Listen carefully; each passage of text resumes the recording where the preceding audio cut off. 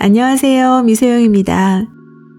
오늘은 시대를 초월한 재테크 바이블, 풍요로웠던 고대 바빌론이 전하는 부자가 되는 7가지 원칙과 지혜, 바빌론 부자들의 돈 버는 지혜를 소개합니다.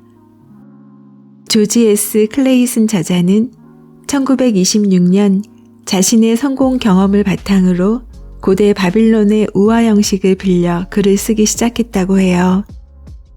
그가 쓴 절약, 금융, 재테크에 관한 글은 은행과 보험업계에서 선풍적인 인기를 끌면서 수많은 사람들에게 금융 지식을 일깨우며 불멸의 스테디셀러가 되었다고 합니다. 저자가 전하는 글을 보면 국가의 번영은 국민 개개인이 얼마나 잘 사느냐에 따라 결정된다. 이 책은 개인의 성공을 다룬다.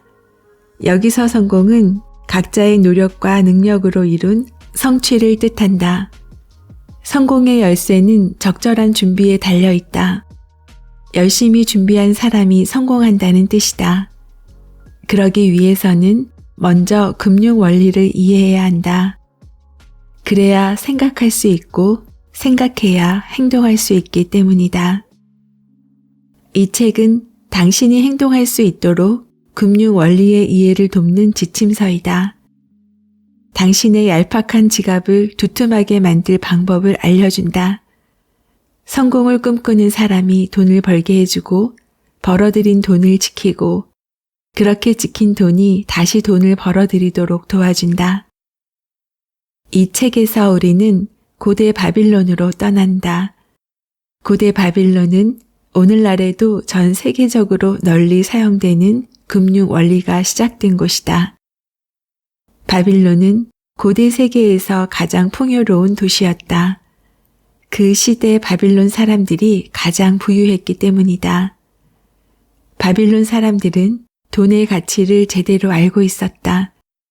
금융 원리를 실천하여 돈을 벌었고, 번 돈을 지키고 그 돈으로 더 많은 돈을 벌었다.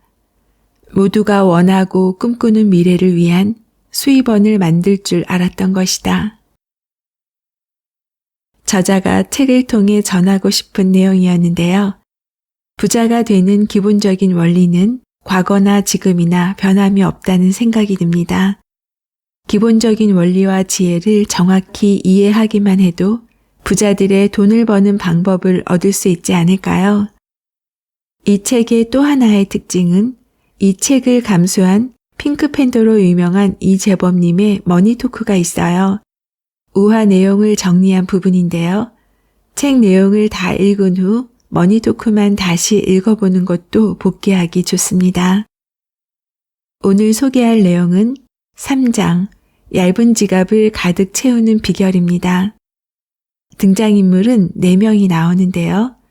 바빌론의 최고의 부자인 아카드, 바빌론의 왕 사르곤, 방패공 아가르, 신발공 안산입니다. 그럼 지금부터 책 속으로 들어갑니다.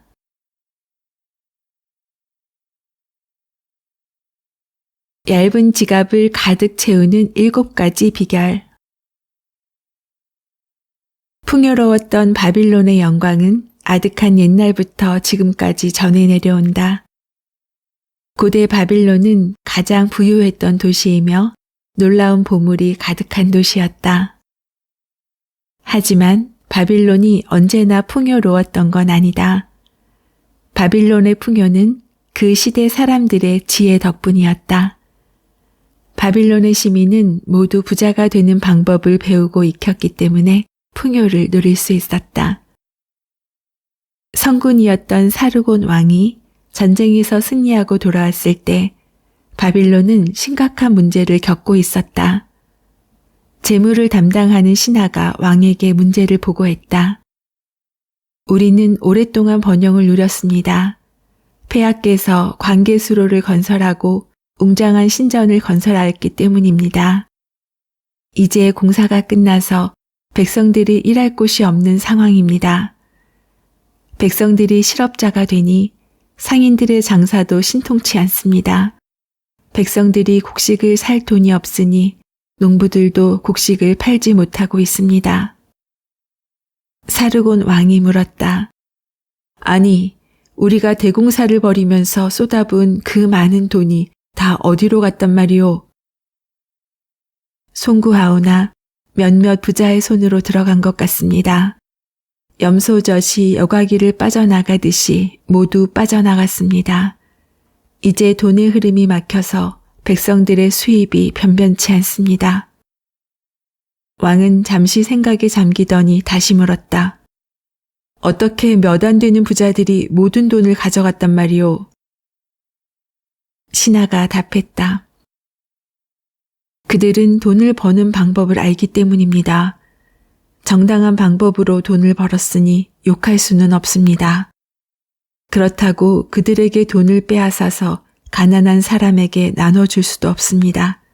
그건 정의가 아니니까요. 모든 백성에게 돈을 버는 방법을 알려주면 어떻겠소? 그러면 모두 부자가 되지 않겠소? 폐하, 그렇긴 합니다. 하지만 누가 그들을 가르칠 수 있겠습니까? 성직자는 분명히 아닙니다. 성직자는 돈을 버는 방법을 모르니까요. 왕이 다시 물었다. 바빌론에서 돈 버는 방법을 잘 알고 잘 가르칠 수 있는 자가 누구요? 폐하께서 정답을 말씀하셨습니다. 바빌론에서 가장 큰 부를 이룬 자가 아니겠습니까? 그렇군. 당연히 아카드겠군. 그가 바빌론에서 가장 부자니까. 내일 아침에 그를 데려오도록 하게. 다음 날 아침 아카드가 궁전에 들어왔다. 그는 70이 넘었지만 여전히 정정하고 활기찬 모습이었다. 아카드, 자네가 바빌론에서 가장 부자인가? 그렇다고들 합니다. 여기에 대해 아무도 토를 달지는 않습니다. 그대는 어떻게 그리 큰 부자가 되었나? 기회를 잘 이용했습니다. 바빌론의 모든 사람에게 찾아오는 기회를 잘 잡았을 뿐입니다. 무일푼에서 시작했다고 들었네. 맞나? 네, 맞습니다. 부자가 되겠다는 열망 하나로 시작했습니다. 왕이 계속 말했다. 아카드, 지금 바빌론은 아주 난처한 상황이라네. 돈을 버는 방법을 아는 몇몇 사람이 불을 움켜쥐고 있기 때문일세. 백성들은 돈을 벌고 모으고 지키는 방법을 모른다네. 나는 바빌론을 세상에서 가장 부유한 도시로 만들고 싶네. 그러려면 먼저 백성들이 부자가 되어야 하겠지. 나는 백성들에게 돈을 벌고 모으는 법을 가르쳐주고 싶네. 말해보게. 부자가 되는 비결이 있는가? 그 비결을 가르칠 수 있겠나? 폐하, 부자가 되는 비결은 간단합니다. 다른 사람에게 쉽게 가르칠 수 있사옵니다. 왕의 눈빛이 반짝였다. 아카드, 내가 듣고 싶었던 말일세. 자네가 이 일을 맡아주겠나? 자네의 지식을 백성들에게 가르쳐주게. 자네에게 배운 사람들이 다시 다른 사람을 가르치면 방방곡곡의 모든 백성이 부자가 되는 비결을 배울 수 있을 걸세. 아카드가 고개를 조아리며 말했다. 저는 폐하의 신하입니다. 명을 받들겠습니다. 기꺼이 제가 아는 지식을 전달하여 백성들이 부자가 되게 하겠습니다. 대신에게 명하여 100명이 배울 수 있는 장소를 마련해 주십시오. 저를 부자로 만들어준 7가지 비결을 가르치겠습니다. 2주 후 왕의 명령에 따라 선발된 100명이 배움의 전당에 모였다. 아카드는 작은 탁자 옆에 앉아 있었다. 탁자에는 향초가 밝게 타오르며 그윽한 향을 풍기고 있었다. 아카드가 의자에서 일어서자 한 사람이 옆 사람을 팔꿈치로 툭 치며 속삭였다. 저 사람이 바빌론의 최고의 부자라며? 우리랑 별로 다를 것도 없구먼. 아카드가 강의를 시작했다. 나는 위대한 왕의 신하로서 이 자리에 섰네. 나도 한때 부자를 꿈꾸었던 가난한 젊은이였지. 하지만 돈을 버는 지혜를 깨닫고 부자가 되었다네. 덕분에 폐하께서 자네들에게 내 지식을 나눠주라고 명하셨네. 처음에는 나도 아주 초라하게 시작했다네. 자네들이나 바빌론의 평범한 사람처럼 말이야. 내 낡아빠진 지갑은 언제나 텅 비어 있었네. 나는 텅 빈 지갑이 끔찍하게 싫었네. 지갑 속을 황금으로 가득 채우고 싶었지. 나는 그 방법을 찾아 나섰고 마침내 7가지 비결을 찾았네. 얄팍한 지갑을 가득 채워줄 7가지 비결을 자네들에게 알려주겠네.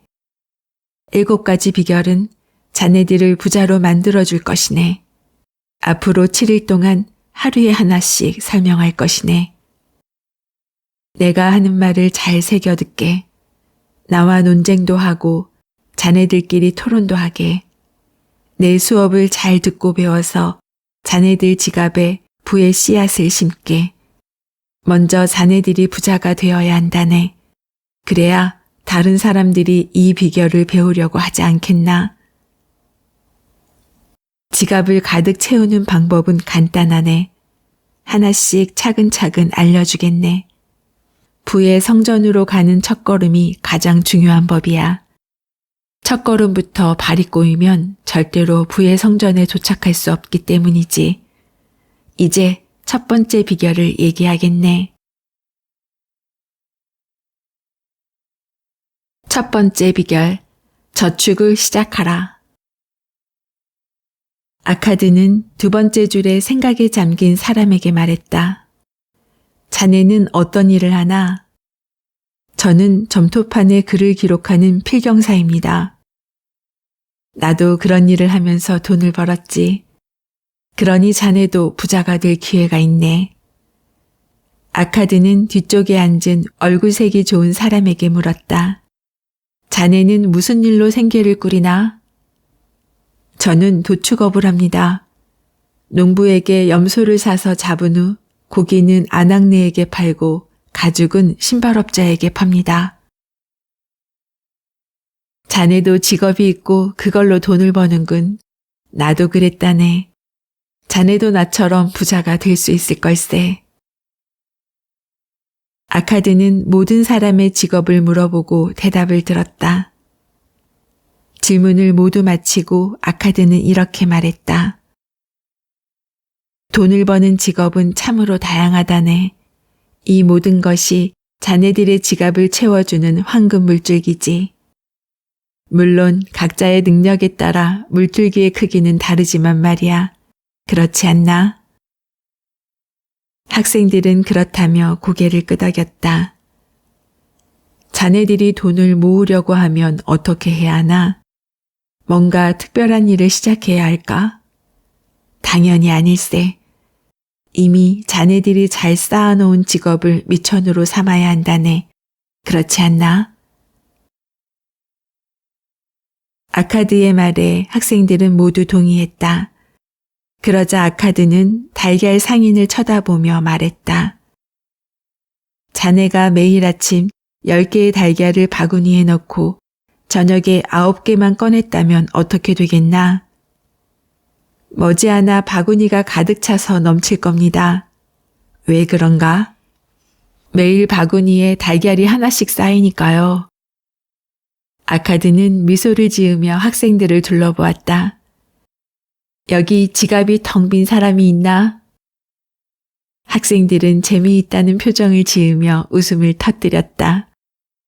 텅 빈 자기 지갑을 꺼내 익살맞게 흔들어대기도 했다. 아카드는 계속 말을 이었다. 좋네.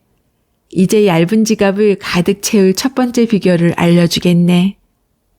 방금 달걀 상인에게 말한 것처럼 하면 되네. 그러면 금방 지갑이 두둑하게 될 걸세. 두둑한 지갑은 자네들의 기분을 좋게 만든다네. 자네들의 영혼도 만족시켜주지. 비결이 너무 간단하다고 우습게 생각하지 말게. 진리는 언제나 단순한 법이야. 이것이 내가 부자가 된 비결이네. 사실 나도 자네들과 마찬가지였어. 한없이 얇은 내 지갑을 원망하고 저주했지. 하지만 지갑에 동전 10개를 넣고 9개만 꺼내 쓰기 시작하면서 금세 지갑이 두툼해지기 시작했네. 자네들의 지갑도 금방 두툼해질 것이네. 두 번째 비결, 씀씀이를 관리하라. 둘째 날 수업이 시작되었다. 어제 어떤 학생이 이렇게 질문했네. 선생님, 어떻게 10%씩 저축할 수 있나요? 벌어들인 돈을 죄다 써도 먹고 살기 힘든데요. 좋은 질문이야. 오늘은 이 문제를 생각해 보겠네. 어제 지갑이 텅 비었다고 말한 사람이 몇 명이었나? 모두 텅 빈 지갑이었습니다. 자네들은 모두 돈을 벌고 있네. 물론 모두가 똑같이 버는 건 아니지. 어떤 사람은 남들보다 더 많이 벌기도 하네. 하지만 어떤가? 자네들의 지갑은 모두 얇았지? 자네들에게 진리를 하나 말해주겠네. 우리가 살아가는데 없어서는 안 되는 필수 비용이 있네. 지출을 통제하지 않으면 필수 비용은 계속 늘어나기 마련이지. 하지만 필수 비용과 욕망을 혼돈하면 안 되네. 사람은 버는 돈에 만족하지 못하는 법이야. 버는 돈보다 더 많은 것을 누리고 싶은 욕망이 있기 때문이지. 수입이 늘어날수록 욕망을 채우기 위한 소비도 늘어나는 법이네. 그렇게 돈을 써도 채우지 못한 욕망이 마음속에 남아있지. 우리는 모두 욕망이라는 짐을 지고 살아간다네. 자네들은 내가 부자라서 모든 욕망을 다 충족하고 산다고 생각하나?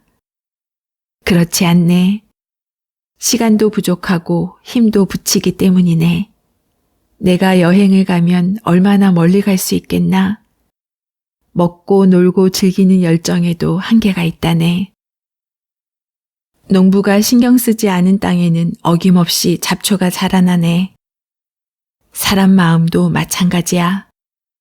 욕망은 비집고 들어갈 틈이 있으면 우리 마음 속에 뿌리를 내리고 자라나지. 세상에는 온갖 욕망이 넘치지만 우리에게 꼭 필요한 욕망은 몇 안 된다네.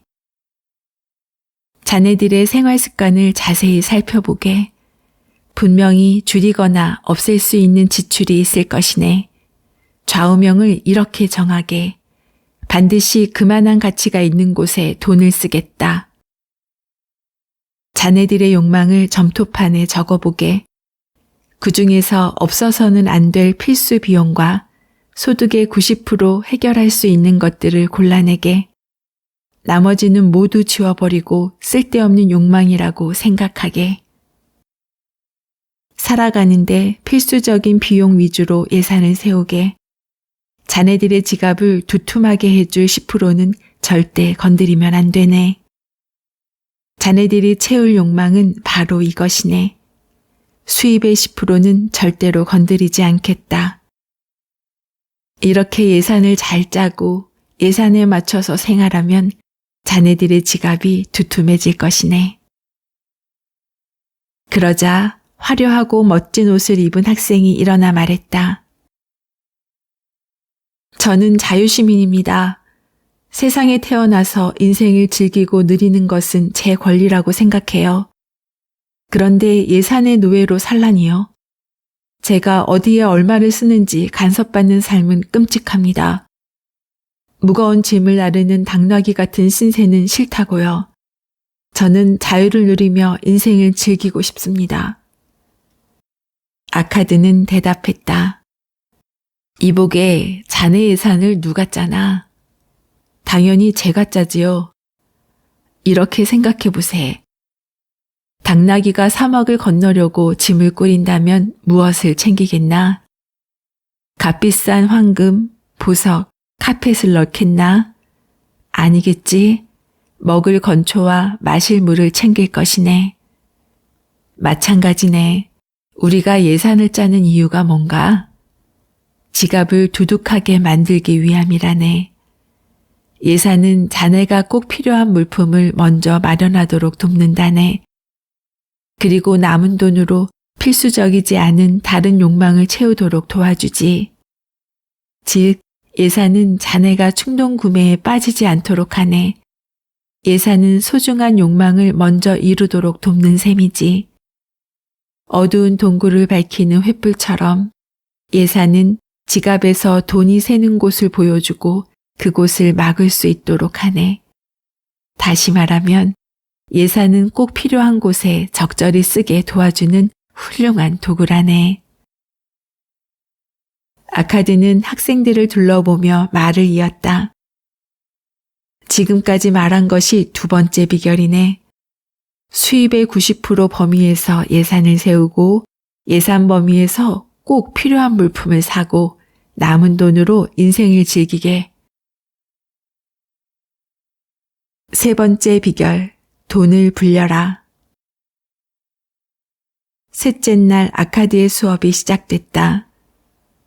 자네들 수입의 10%를 저축했나? 얇은 지갑이 조금은 두툼해졌으리라 믿네. 자네들은 수입의 10%를 저축하는 방법을 배웠고 지출을 관리하는 방법을 배웠네. 이제 모은 돈을 굴려서 불리는 방법을 배울 차례일세. 돈이 모이면 그것만으로도 뿌듯하네. 보기만 해도 배가 부르지. 하지만 우리가 모은 돈은 시작일 뿐이네. 이제 이 돈을 일하게 하여 재산을 늘려야 하네. 어떻게 하면 돈이 일하게 할 수 있을까? 답은 바로 투자일세. 내 첫 투자는 실패하고 돈을 몽땅 잃었다네. 이 이야기는 나중에 자세히 말해주겠네. 내 첫 투자 수익은 방패를 만드는 아가르에게 돈을 빌려주고 받은 이자였지. 아가르는 매년 해외에서 들어오는 청동을 사서 방패를 만든다네. 그런데 때마침 상인에게 지급할 돈이 없어 내게 돈을 빌렸지. 그는 믿을 만한 사람이었네. 방패를 팔아서 번 돈으로 원금과 이자를 갚았지. 다음 해에도 나는 받은 원금과 이자를 합쳐서 다시 아가르에게 빌려주었네. 이자가 이자를 낳아 복리의 효과를 받지. 이런 식으로 내 자본은 늘어나고 받은 이자도 늘어났다네. 돈을 굴려서 눈덩이처럼 굴리는 일은 정말 즐거웠네. 잊지 말게. 부는 지갑에 넣고 다니는 돈이 전부가 아니네. 부는 끊임없이 흐르는 황금 물줄기에 달렸네. 즉, 돈이 일하게 만들고 소득이 끊임없이 지갑으로 흘러들어오게 해야 하지. 누구나 이런 수입원을 원한다네. 자네들도 원하지 않나? 자네들이 일하든 여행을 하든 상관없이 지갑을 채워주는 그런 수입원 말일세. 나는 그런 수입원을 꽤 많이 만들었네. 사람들이 나를 큰 부자라고 부르는 이유가 뭐겠나? 끊임없이 흐르는 황금 물줄기를 만들었기 때문이네. 나는 아가르에게 투자하여 성공을 거뒀고 이 경험으로 지혜와 자신감을 얻었네. 나는 자본이 불어나는 대로 돈을 빌려주고 투자도 늘렸어. 처음에는 하나였던 물줄기가 여러 개로 늘어나면서 내 지갑은 두툼해졌네. 이 돈을 어떻게 써야 현명한지 고민할 정도로 말이야. 처음에는 보잘것없는 돈으로 작은 황금 물줄기를 만들었네. 그 물줄기는 나를 위해 일하면서 돈을 벌어주기 시작했지. 그렇게 하나둘씩 황금 물줄기가 늘어나기 시작했어. 시간이 흐르자 내 자산은 눈덩이처럼 크게 불어났네. 이야기 하나를 들려주겠네. 한 농부가 있었어. 첫 아들이 태어나자 농부는 대금업자에게 은화 10량을 맡기면서 아들이 20살이 될 때까지 그 돈을 불려달라고 부탁했지. 대금업자는 4년마다 원금의 25%를 이자로 지급하겠다고 말했네. 그러자 농부는 이 돈을 아들을 위해 따로 마련한 여윳돈이니 이자도 원금에 포함하여 계속 불려달라고 말했지. 아들이 20살이 되었을 때 농부는 대금업자를 찾아가서 맡겨놓은 돈이 얼마가 되었는지 물었네. 대금업자는 돈이 복리로 불어나서 은화 30.5냥이 되었다고 답했네. 농부는 무척 기뻐했지. 하지만 아들에게 그 돈은 아직 필요하지 않아 계속 대금업자에게 맡겼네. 농부가 세상을 떠나고 아들이 50살이 되었을 때 대금업자는 은화 167냥을 지급했네. 50년 동안 이자에 이자가 붙어서 17배로 늘어난 셈이지. 이것이 바로 세 번째 비결이네. 초원의 양들이 새끼를 낳듯이 돈이 돈을 벌도록 해야 하네. 지갑으로 돈이 끊임없이 흘러오도록 만들게